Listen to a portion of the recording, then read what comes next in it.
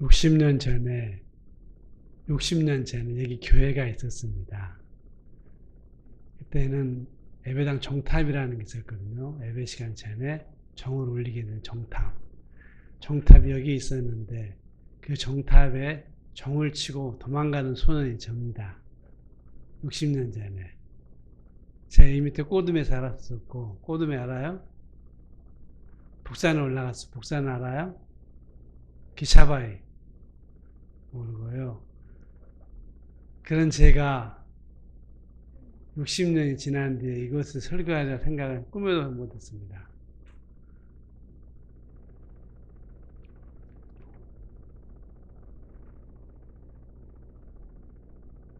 눈물이 나고요. 감사하게 시니 그렇습니다. 하나님의 은혜가 얼마나 큰지.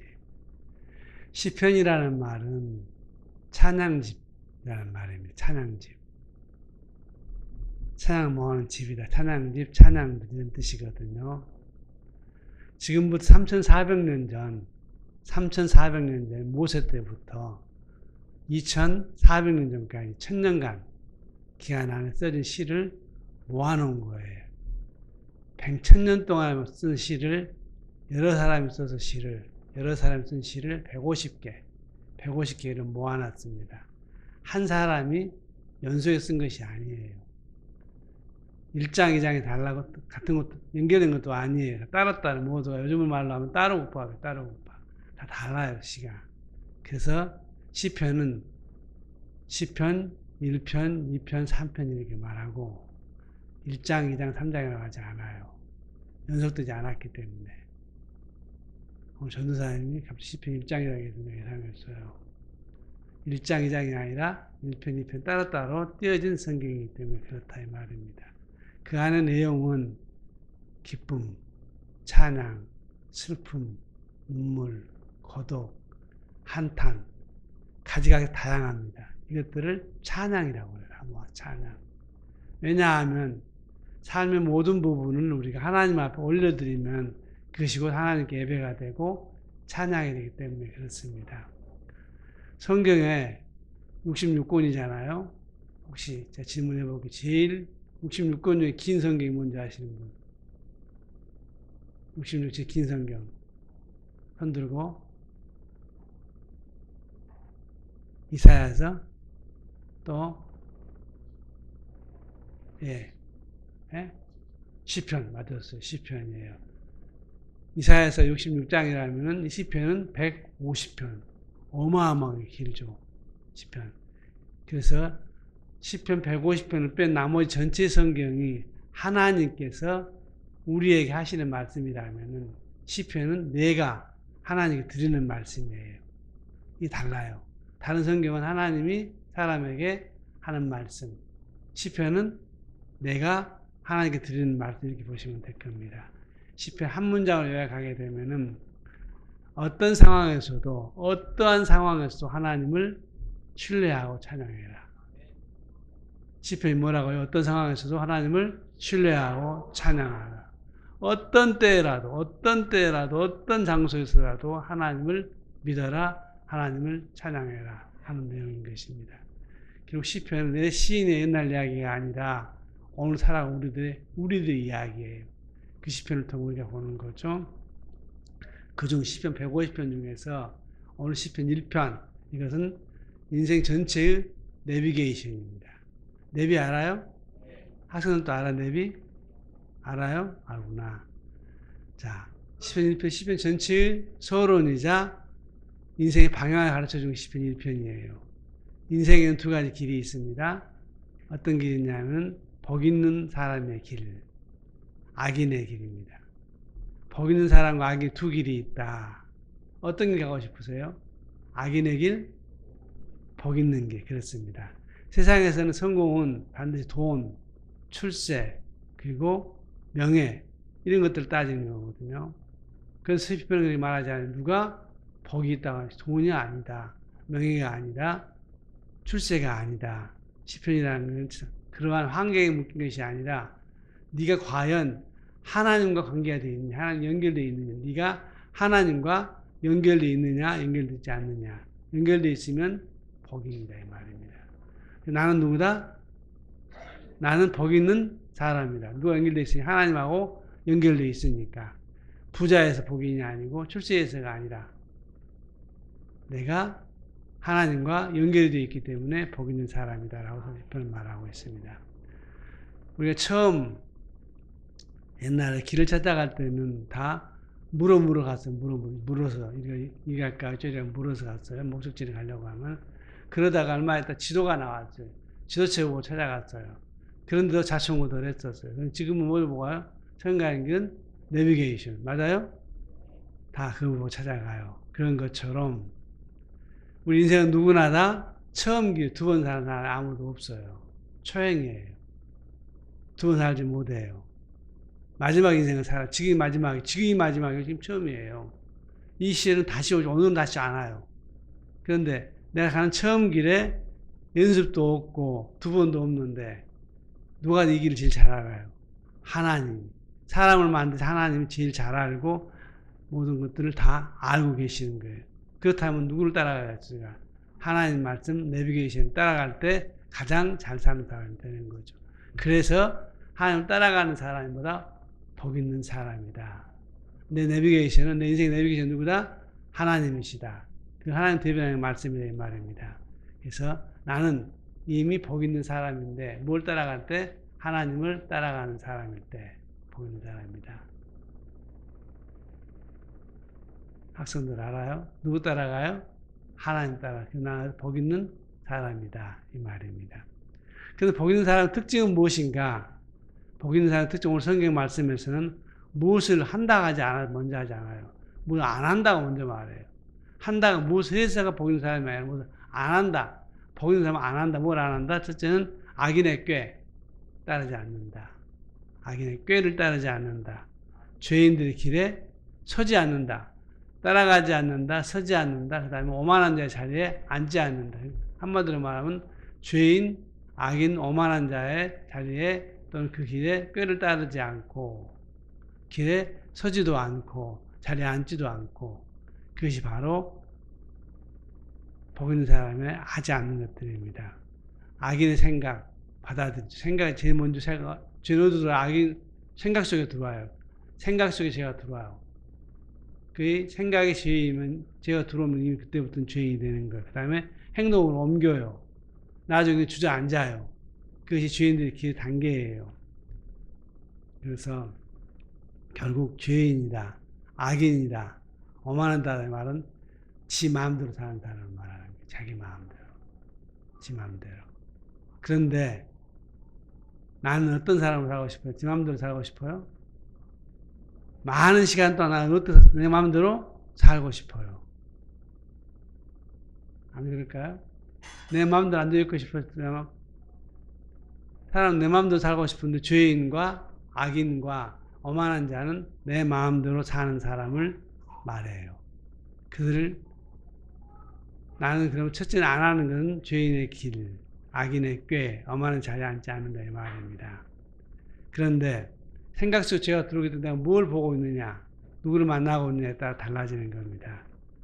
흔히 요즘에 말하는 TV, 유튜브, 인터넷 이런 것들이 일반 사람들을 보면 볼수록 그 안에서 보면서 죄가 내 생각 속에 들어와요. 발전하면은 죄를 따라가고 죄를 행동으로 지어요.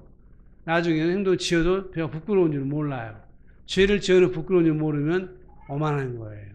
그리고 제대로 사는 사람을 오히려 욕해요. 오만하게 되면. 이걸 말하는 겁니다. 그래서 나는 스스로 물어야 합니다. 나는 지금 어디 서 있는가?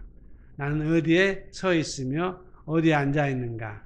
무엇을 따르고 있는가? 즉 나는 내 마음대로 사는가? 하나님을 따라 사는가? 내 마음대로 살고자 많을수록 죄인이고 악인이고 오만한 자가 되는 겁니다. 자, 내가 살아가는 데 있어서 내가 만나는 사람, 하는 일, 보고 있는 것들이 나를 하나님과 가깝게 만드는가 멀어지게 만드는가 보시면 돼요. 내가 보고 있는 것, 하고 있는 것, 만나는 사람이 나를 하나님과 멀어지게 만드는 사람인가 내 마음대로 하게 하는가. 이것이 내 마음대로 사는 사람이 되어서는 안 되는 겁니다. 반면에 복 있는 사람은 말씀을 즐거워해요. 즐거워한다. 오직 여호와 율법을 즐거워하며 주야로 말씀을 묵상한다라고 되어 있거든요. 사람은 억지로 하는 오래가지 못합니다. 즐거워할 때 오래오래 할 수 있습니다. 말씀을 즐거워하는 것, 설교를 듣는 것, 성경을 읽는 것, 성경 공부하는 것, 말씀 묵상하는 것 즐거워요? 재미있고 즐겁냐고요. 그랬을 때 이 사람이 복 있는 사람이다. 우리는 말씀을 공부한다, 말씀을 외운다, 말씀을 묵상한다, 이런 것들이 즐거운 사람이 되었을 때, 그리고 최고는 뭐냐? 말씀을 묵상하는 거예요. 말씀을, 여러분 교회에 놨는 이 책 말씀 묵상하는 거. 이게 최고로 복 있는 사람의 길이에요. 이걸 즐거워하는 사람. 이 말씀 묵상하면서 난 남마다 물어요. 하나님, 할까요? 말까요? 어떻게 할까요? 말씀 묵상하는 사람 특징이 뭐냐면 하나님 어떻게 할까요? 무엇을 주세요가 아니라, 따라서 무엇을 주세요가 아니라, 무엇을 주세요가 아니라, 어떻게 할까요? 이거 하나님께 물어요. 묵상하는 사람도 그래요. 묵상하는 사람은 이걸 주세요가 아니라, 주시옵소서가 아니에요. 어떻게 할까요? 방법을 뭐 가르쳐 준다고 해요. 그래서 그분을 따라가는 것을 말씀을 즐거워한다는 말입니다. 공자가 말한 것이 있습니다. 아는 사람은 좋아하는 것만 못하고, 좋아하는 사람은 즐기는 것만 못하다. 라는 말이 있습니다. 내가 안다고 해서 좋아하는 사람은 따라가지 못해요. 좋아하는 것도 즐기는 사람은 따라가지 못해요. 그러면 나는 어떤 사람인가? 알고 있다. 성경 말씀을 아는 정도가 아니라 좋아하는 사람. 그런가 하면 더 나아가서 뭐라고? 즐거워하는 사람이 되어야 합니다. 단순히 내가 교회 다닌다, 신앙생활 한다를 떠나서 나는 교회를 좋아해야 해요. 신앙생활을 좋아하고 교회를 좋아하는 것보다도 신앙을 좋아하는 것보다도 더 나아가서 신앙을 즐기는 거예요. 교회를 즐기는 거예요. 여러분 교회 생활을 즐겨. 교회하는 모든 일이랑 공동체가 되어 들어와서 즐겁게 따라한다면 이것이 바로 복 있는 사람의 길이라는 것입니다. 강남교회의 말씀 묵상은 여호와 율법을 즐거워하여 말씀 주야로 묵상하는 사람, 진짜로 복 있는 사람이죠. 이런 책 알아요? 책? 이 책 보세요. 이 책 어디서 만들었어요? 우리나라 교회가 몇 개인지 아시는 분? 몇 개나 돼요? 우리나라 교회? 손 들었어. 우리나라 교회가 가르쳐 줄게. 7만 개. 와 해. 와. 7만 개. 와. 몇 개요? 7만 개. 그 중에서 말씀 묵상집을 만드는 교회가 몇 개? 몇 개? 몇 개? 잘은 모르지만 100개가 안 될 겁니다. 전국에 100개. 7만 개 중에서 100개의 교회가 안 되게 만들어내는 교회가. 만들어 성도들 하고 있는 교회가 100교회인데 안 된다. 여러분 교회는 진짜로 죄리 가는 교회예요. 말이 강남이 진짜 강남교회 여기예요. 서울 강남이 최고 교회라고 하는데 우리나라에서 제일 좋은 교회는 강남교회예요. 하나님의 말씀을 묵상하는 교회, 이걸 즐거워하는 교회인 것입니다. 그 결과는 어떠냐? 그 결과는 시냇가의 나무 같은 인생이라는 거예요. 시냇가에 심은 나무 같은 인생이다. 그는 시냇가에 심은 나무는 가뭄이 와도 햇볕 쨍쨍 내리쬐도 결코 마르지 않아요. 어떤 때도 마르지 않아. 죽지 않아. 오래가요. 자, 시냇가에 심은 나무가 철을 따라 열매를 맺고 잎사귀는 마르지 않고 하는 일이 다 형통하다라고 되어 있거든요. 뿌리를 결국 어디에 두고 있느냐, 나무가. 어디에 두고 있느냐. 뿌리는 깊게, 넓게 퍼져 있습니다. 예를 들면, 성경에 나온 나무 중에서 제일 많은 나무 있어요. 포도나무 또, 감람나무. 맞아요, 감람. 누가 말해서 감람나무라고? 누가 말해? 감람나무, 맞아요, 감람나무. 감람나무가 몇 년 정도 살아요?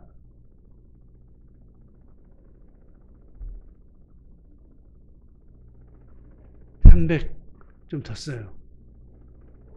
좀 더 써요. 좀 더 써요. 좀 더 써요.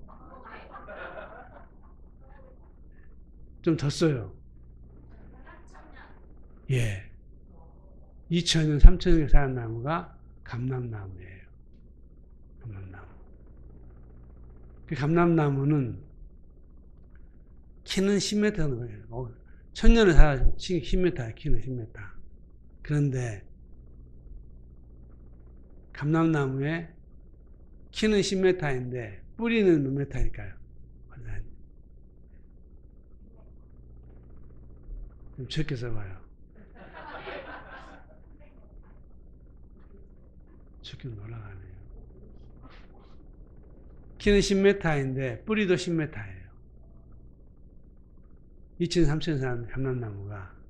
그렇기 때문에 이런 나무는 오래 살고 2000년에도 감람나무 열매를 맺어요. 지금도.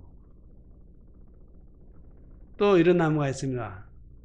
레드우드 나무가 있는데, 레드우드란 키는 제 세계 제일 커, 제일 커. 자, 전부 몇 미터? 제일 큰 레드우드 나무가. 오케이, 100m. 야, 100m. 맞았어요. 그러면 몇 년 살까요?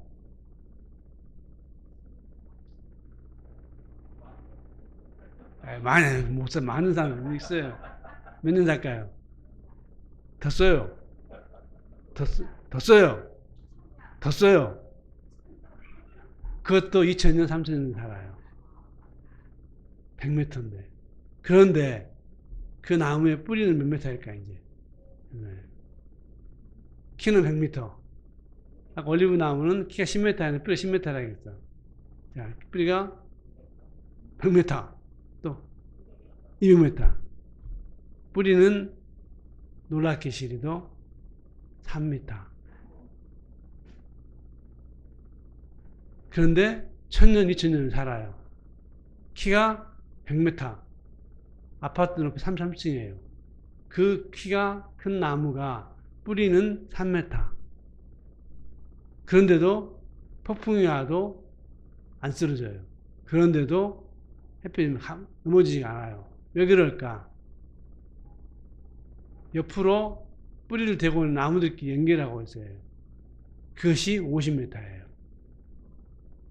옆에서 다른 나무들 연결해가지고 쫙. 그렇기 때문에 100m 올라가도 부러지지도 않고 나무지 않아요. 그런 것처럼 깊게 뿌리를 내리고 넓게 내리면 결코 튼튼한 나무가 되죠. 그보다 더 좋은 나무는 시냇가에 심은 나무. 그 나무에 뿌리를 깊게 내리는 이유는 시내에 물을 들러가는 거잖아요. 시냇가에 심은 나무는 우리는 어떤 나무다? 감람나무보다도 레드우드보다도 시냇가에 심은 나무다. 시냇가에 심은 나무. 가뭄에도 뜨거운 햇볕에도 철다 열매를 맺고 급작이나 안 마르는 그런 나무다 이 말입니다. 복 있는 사람보다 시냇가에 심은 나무고 또 뿌리를 깊게 내리는 누구처럼 감람나무처럼 말씀의 뿌리를 내리고 그다음에 레드우드처럼 옆으로 연결을 하면 성도들과 공동체가 되는 공동체. 성도들끼리 공동체가 딱 됐을 때 절대 안 넘어지고 하는 신앙이라는 것이.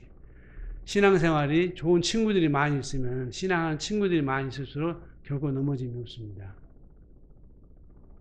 교회는 신앙생활이 왜 필요한가 하는 걸 알 수가 있는 거죠. 그리고 신앙 열매라는 것은 억지로 맺는 것이 아닙니다. 나무에 붙어만 있으면 열매는 자동적으로 맺습니다.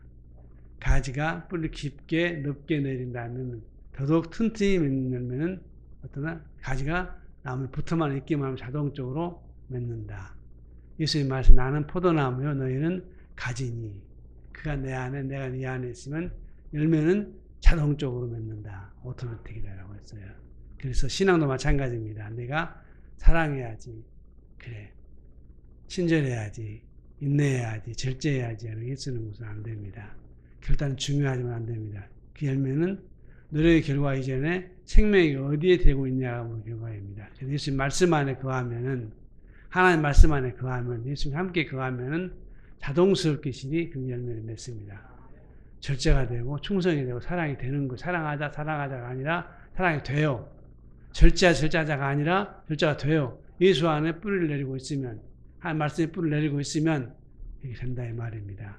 그리고 잎사귀가 마르지 않는다는 말은 시련이나 어려움이 없다는 말은 아닙니다. 사람은 반드시 시련이 오고 어려움이 옵니다. 그런데 그 가운데 시련이 오고 어려움이 오지만 입장에 말하지 않는 말은 결코 시들지 않는 생명력과 평안을 주신다는 말입니다. 우리 인생의 가뭄, 경제적인 어려움, 질병, 고난, 그리고 사랑과 상처는 누구나 있습니다. 또 찾아오고요. 그러나 하나님께서는 우리에게 예수 믿는다고 고난이 없는 삶을 약속하지 않았습니다. 고난을 약속하지 않았어요. 그리고 대신에 어떠한 고난 속에서, 어떤 폭풍 속, 어떤 가뭄 속에서도 흔들리지 않는 평안을 약속하셨습니다. 예수 안에 있으면 고난은 와요, 가뭄이 와요, 시련이 와요. 하지만 흔들리지 않는 평안을 약속하셨습니다. 평안을 너에게 끼치노니 곧 나의 평안을 너에게 주노라. 너희는 마음에 근심하지도 말고 두려워하지도 마라. 예수 믿는다고 하면 예수 붙어 있으면 근심도 두려움도 하지 말고 붙어만 있으면 평안을 주신 주님 앞에서 이길 수가 있습니다. 시련보다도 두려움보다도 이기는 평안을 주시는 거라 이 말입니다. 우리는 그래서 복 있는 사람이라고 확인할 수가 있는 거죠. 반면에 반대 결과가 있어요. 하나님 없는 사람들은 어떻게 되는가? 지 마음대로 사는 사람은 겨와 같은, 바람에 날리는 겨와 같은 사람이다 라고 되어 있습니다. 겨 알아요? 겨? 바람에 날리는 겨. 세상에 하나님 없이 성공한 사람들이 있습니다. 하지만 전도서의 말처럼 하나님 없는 성공은 전도서 결론이 못 가가 하시는 분. 전도서 말하는 전체 내용. 손들어서 이야기하십니다. 정답입니다. 헛되고 헛되고 헛되도다. 하나님 없는 인생은 아무리 잘 살아도 아무리 행복해도 어쩌다 헛되다. 헛되다. 결국 허망하게 허무하게 허탄하게 날아가는 인생이 이 말입니다. 한 글자 내려가면 겨예요. 겨.